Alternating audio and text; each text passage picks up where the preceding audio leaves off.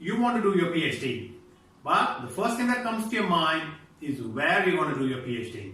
So it's a very important decision on where you do your PhD. You may want to do it in the same city where you live, or you may want to do it somewhere else in some other country or in one of the most reputed and the best universities around the world. In this video, I will share my thoughts on what are some of the things that you should consider when deciding where to do your PhD. But before that, let me introduce myself. My name is Vidy Potdar. I'm an associate professor, and you're watching a series of talks aimed at understanding the PhD process. So if you're ready to begin, let's go.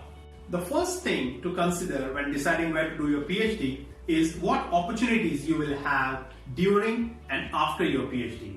So if you are working in or if you're studying in a top world-renowned reputed universities, that will definitely offer you a lot more opportunities. So please keep that as the first item in your list when deciding where to do your PhD.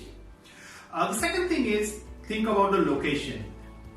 Which city or which country do you have a preference? So depending upon that, you could then look for PhD opportunities. There could be three different types of PhD opportunities that you might come across. One is where you self-fund a PhD. Second is where you look for PhD scholarships offered by the universities and propose a research that you want to do. If you're successful in that PhD scholarship, you can pursue your research. And third is where it is a funded scholarship, funded PhD position where the university or a professor or a research lab has secured funding to do some particular research, and they have advertised positions for PhD students who can participate in that. So in that case, you do not have the flexibility to choose the PhD topic, but you have to work on a project that has already received funding. The next to consider is how long is it going to take you to complete your PhD.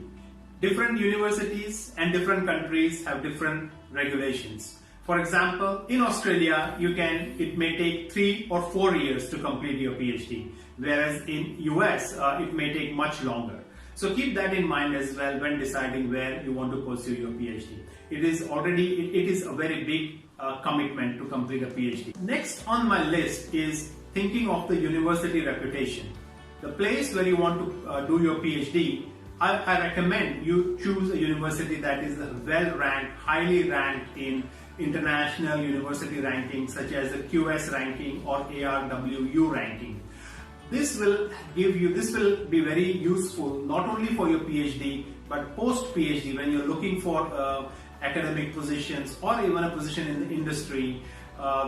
Your potential employers will look at where you have completed your PhD from, and at that point, having a PhD done from a well-renowned university around the world will be a big tick.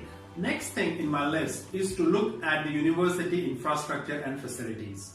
For many fields such as chemistry, physics, or sciences, you need specific equipment, specialized equipment, without which you cannot undertake your research. So keeping that in mind is very critical. Whereas if you're doing your PhD in, say, business or in computer science or software engineering, this is not a major concern. Finally, what you need to decide is who is going to be your supervisor for your PhD. Having well-renowned supervisors for your PhD is going to make a big difference in your overall quality of your PhD outcome. So that is one and the most important thing I would suggest when considering where to do your PhD. These are my 7 tips on deciding where to do your PhD. Keep in mind and follow the order. So look for which university will give you the best opportunities, what is the location where you want to study, what type of PhD you want to do, how long is it going to take, what is the ranking of the university, what facilities does that university offer, and do you have the best supervisor that you can for your PhD. That's my suggestion in terms of where you should do your PhD. I hope this was helpful. If you have any questions, please feel free to leave a comment. Thank you very much. Also looking for new campus ambassadors. If you would like to represent me, please join my WhatsApp group for campus ambassadors. Link is in the description below. Also, if you want to learn how to do your research systematically, then have a look at my course on systematic literature reviews.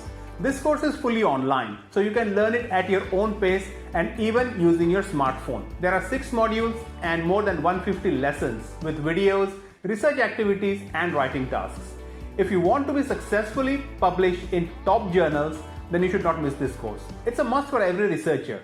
Many of my students who have completed this course have published their papers in Q1 and A-ranked journals. In this course, I discuss each and every task that you need to do to write a literature review for a top-ranked journal. This course is most comprehensive course on systematic literature reviews, and I guarantee that you will complete your SLR paper by completing the activities given in this course. To find more information about this course, click on the link to get a detailed insight into this course. If you have any questions about this course, join my Telegram group so I can answer them for you. Link is in the description below. If you have any suggestions or compliments, please leave them in the comments as I enjoy reading them.